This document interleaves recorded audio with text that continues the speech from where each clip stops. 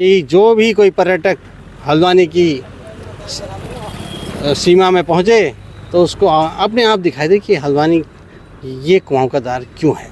कहते हैं कि जब किसी नेता को बड़ा पद मिलता है तो वो अपनी ज़मीन छोड़ देते हैं, लेकिन आज बीजेपी के हमारे साथ एक ऐसे नेता हैं जो बीजेपी के प्रदेश कार्यालय सचिव हैं, जो कि देहरादून में बैठते हैं, लेकिन उनका जो क्षेत्र आता है वो हल्द्वानी आता है। अमूमन ये देखा जाता है कि सुबह आपको प्रदेश कार्यालय देहरादून में दिखेंगे जहां वो अपनी जिम्मेदारी को निभाते हैं, लेकिन शाम को आपको हल्द्वानी में दिखेंगे। उनसे हम जानते हैं कि आखिरकार ये इतनी दौड़ा भागी क्यों चल रही है।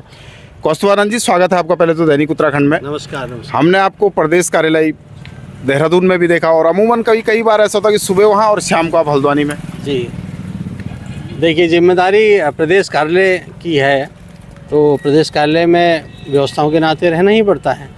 और हल्द्वानी मेरा गृह क्षेत्र है, वहाँ की जनता से मैं इतने वर्षों से जुड़ा हूँ और आगे भी जुड़ा रहना है, तो इसलिए वहाँ की समस्या या समाधान के लिए भी निरंतर उनके संग भी संवाद रहे, ऐसा मैं प्रयास करता हूँ। अच्छा, ऐसे भागे दौड़ी कैसे हो पा रही है, क्योंकि आप पे जिम्मेदारी प्रदेश कार्यालय की भी है और अमूमन ये देखा जाता है कि जब किसी को प्रदेश लेवल का पद मिलता है तो वो लोग क्षेत्र भूल जाते हैं।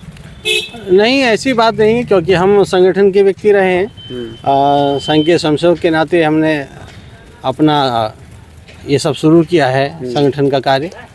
तो ऐसा नहीं है कि कोई चीज़ बड़ी मिल गई तो हम उसमें कुछ बदलाव करें, क्योंकि ये जो पद हैं ये तो आने जाने वाली चीज़ें हैं, लेकिन संगठन का भाव और संगठन का जो एक दायित्व है, जो दायित्व बोध है, वो हमें सदैव रहता है। और इससे इस बात का फ़र्क नहीं पड़ता मैं क्या हूँ, बस मन में भाव है कि कुछ काम करना है, जो जिम्मेदारी मिली है। अमूमन हल्द्वानी का जो क्षेत्र है उसमें जो गरीब बच्चे हैं उनको पढ़ा भी रहे हैं और जो गरीब कन्याएं हैं उनके विवाह के लिए भी आप मदद करते हैं। कौन सा ही संगठन है, क्या क्या काम आप हल्द्वानी में करवा रहे हैं?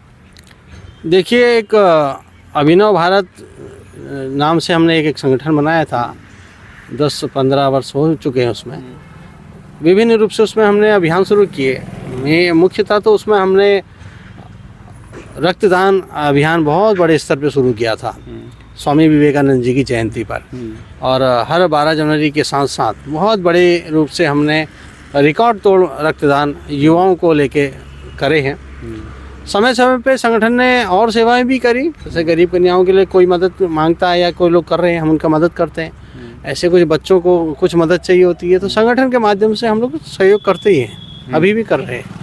अच्छा, और मुख्यमंत्री पुष्कर सिंह धामी से अभी हाल में मिले हैं आपने, जो हल्द्वानी के विकास कार्य हैं उनको लेकर उनको एक पत्र लिखा है, क्या है वो, कौन कौन सी मांगे? देखिए, यशस्वी मुख्यमंत्री जी से मैं कल मिला हूँ और कल मिलने में मैंने एक चीज़ महसूस करी। हल्द्वानी इतना बड़ा शहर है, एक तरीके से कुआंओं का द्वार है जब हम कहते हैं। वहाँ बहुत बड़ी बड़ी मल्टीप्लेक्स आ गए हैं, बहुत बड़ी बड़ी चीज़ें हैं, लेकिन एक कहीं ना कहीं मुझे ऐसा लगता है कि एक बृहद ऑडिटोरियम की बहुत आवश्यकता है, जिसको एक शहर की शान बनाया जाए। बहुत बड़े बड़े कल्चरल एक्टिविटीज़ होती हैं, व्याख्यान होते हैं। मैं देखता हूँ लोग ढूंढते हैं कि ऐसी कोई चीज़ हो यार, कहाँ हॉल है, कहाँ, तो लोग बैंक्वेट हॉल या किसी न किसी जगह कराते हैं। तो बहुत समय से ऐसे मन में था कि कोई ऑडिटोरियम इस तरीके का बने जो हमारे उत्तरा कुमाऊँ की पहचान भी बने, मुख्य द्वार की पहचान बने और उससे एक मैसेज जाए। और मुझे लगता है अगर उस चीज़ को माननीय मुख्यमंत्री जी से मैंने आग्रह किया है कि उसको अपनी कोई घोषणा में शामिल करें, और अगर वो हो गया तो हल्द्वानी के लिए एक ऐतिहासिक पहल होगी। अच्छा, अमूमन ये देखा जाता है कि जो बड़े शहर है उनमें जाम की बहुत बड़ी समस्या होती है, इसको लेकर भी काम करेंगे क्या? जी, मैं कल इस विषय में भी मैंने एक पत्र दिया। आजकल हल्द्वानी में एक जो कुछ मुख्य मार्ग में कुछ दुकानों के टूटने का एक आदेश निकला है, उस विषय में भी व्यापारियों के एक विषय मैंने माननीय मुख्यमंत्री जी को कहा कि अगर इसमें कोई ऐसा समाधान निकले जिससे कि व्यापारियों का हित भी ना साधा जाए और सरकार का भी काम हो जाए, तो उस पर भी देखिए मैंने एक पत्र तो उनको लिखा है। अच्छा, अमूमन आप अपने भाषणों में और सोशल मीडिया के माध्यम से आप कहते हैं कि जो उत्तराखंड में है इसमें पर्यटक तो दूर दूर से आते हैं, लेकिन जो धार्मिक पर्यटक है उसको बढ़ावा देना चाहिए। तो कौन से धार्मिक स्थल ऐसे हैं आपके हल्द्वानी में जिनको आप प्रमोट कर रहे हैं? देखिए, वास्तव में हम देवभूमि के लोग हैं और इस देवभूमि में हर तरीके का पर्यटक आता है, धार्मिक और पर्यटन जो स्थानों में जाता है, आप देखेंगे कि पूरे पहाड़ की ओर, चाहे आप गढ़वाल क्षेत्र देख लें या कुमाऊं क्षेत्र देखें, बड़े बड़े ऐसे पुरातन काल के मंदिर हैं और ऐसे जगह हैं जहां और डेवलपमेंट हो सकता है, वो सब व्यवस्थित होना चाहिए। हल्द्वानी में ऐसे कई ऐसे स्थान हैं, चाहे काली चौड़ हो, शीतला देवी हो, नीचे अष्टभुजाधारी मंदिर हो, और बहुत कुछ है। इन सबको सुधारा जा सकता है और बहुत बढ़िया सौंदर्यीकरण करके लोगों को अपनी तरफ आकर्षित किया जा सकता है। हल्द्वानी के लिए सपना क्या है आपका सपना? देखिए, हल्द्वानी के लिए सपना क्या, वो हम वहाँ पैदा हुए हैं, हमने इतने वर्ष हल्द्वानी को देखा है, और उस देखने के साथ साथ आज मुझे लगता है कि हल्द्वानी जिस तरीके से कुमाऊं का द्वार कहा जाता है, लेकिन आने वाली पीढ़ी या वर्तमान की पीढ़ी अभी तक नहीं जानती उसको कुमाऊं का द्वार क्यों कहा जाता है। मेरा एक सपना है कि कभी अगर ऐसा अवसर मिले तो अपनी इस हल्द्वानी को वास्तविक रूप से समाज या आने वाली पीढ़ी को और वर्तमान पीढ़ी को भी ये समझाया जाए या दिखाया जाए कि हल्द्वानी कुमाऊं का द्वार क्यों कहलाता है।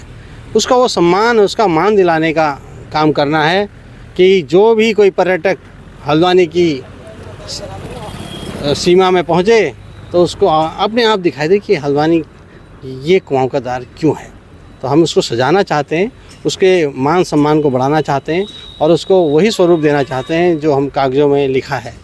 यानी कि जो कुमाऊं की संस्कृति है उसको आप जो पर्यटक आएंगे उनको एक पहचान के रूप में और देश विदेशों तक अपनी संस्कृति की आप पहचान भी कराना चाहते हैं। बिल्कुल बिल्कुल, क्योंकि वो द्वार है और ये हम नहीं कह रहे, लिखा हुआ है कि ये कुमाऊं का द्वार है। तो हम उसको ऐसा सजाएं ना कि लोग संस्कृति भी दिखाई दे, हमारी विरासतें भी दिखाई दें, तभी तो ये बात मानी जाएगी। आप देखिए, बाहर चले जाइए कहीं भी, जब आप अन्य प्रदेशों में जाते हैं तो आप देखेंगे ना, उनके जब स्वागत होता है तो दिखता है क्या हाँ है। तो हम भी उसे सजाएं, हम भी उसे संवारें, यही तो हमारा कर्तव्य होना चाहिए। यानी कि आपको लगता है कि उत्तराखंड में जो धार्मिक स्थल हैं, अगर में इनका प्रचार प्रसार हो और इनको सही रूप से प्रसारित किया जाए तो आने वाले समय में जो धार्मिक यात्री है उससे यहाँ की आर्थिकी सुधर सकती है। बिल्कुल बिल्कुल। अभी आप देखेंगे वर्तमान में हमारे प्रदेश के यशस्वी मुख्यमंत्री जी लगातार इनका दौरा कर रहे हैं और उनके आप फेसबुक में और यूट्यूब में भी देखेंगे, हर मंदिर का वृहद चित्रण करके वो दिखा रहे हैं, ये मंदिर की ये वो है। तो यही एक माहौल है इन चीज़ों को बढ़ाने का। तरीके से लगातार हल्द्वानी में आप काम कर रहे हैं, तो क्या वहाँ की जनता क्या कह रही है आपको कि भाई अब चुनाव भी आने वाले हैं, तो क्या चुनाव लड़ेंगे, क्या जनता का समर्थन मिल रहा है आपको? देखिए, मेरी कर्मभूमि मातृभूमि हल्द्वानी है और चुनाव एक अलग व्यवस्था है। हम संगठन के लोग हैं और पूरी पार्टी ही हर हमेशा चुनाव के लिए ही लगे रहती है कि कोई भी चुनाव आएगा तो हम भारतीय जनता पार्टी तो हर दिन चुनाव के दिन तक और चुनाव के अगले दिन से हर दिन चुनाव के लिए तैयारी रखती है।